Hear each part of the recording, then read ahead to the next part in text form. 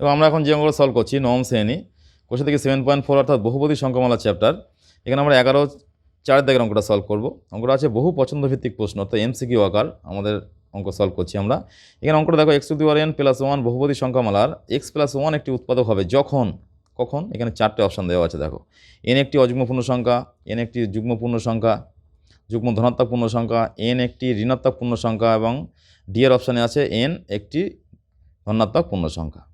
তাহলে আমরা থিওরিতে যে সমস্ত থিওরিগুলো পড়েছি এই চ্যাপ্টারে থিওরি করার সময়, সেখানে কিন্তু যখন x⁴n+1 বহুপদী সংখ্যামালার একটি উৎপাদক x+1 হবে কখন, যখন n একটি অযুগ্ম পূর্ণ সংখ্যা হবে।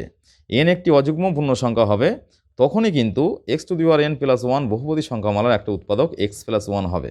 এটা কিন্তু থিওরি থেকেই আমরা জেনেছি। সুতরাং অ্যান্সারটা কত হবে তাহলে?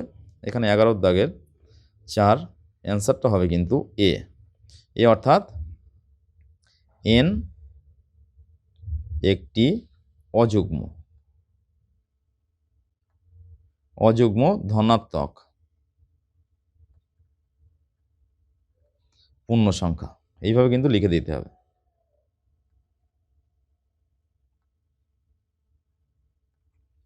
তবে কিন্তু অ্যান্সারটা সঠিক হবে।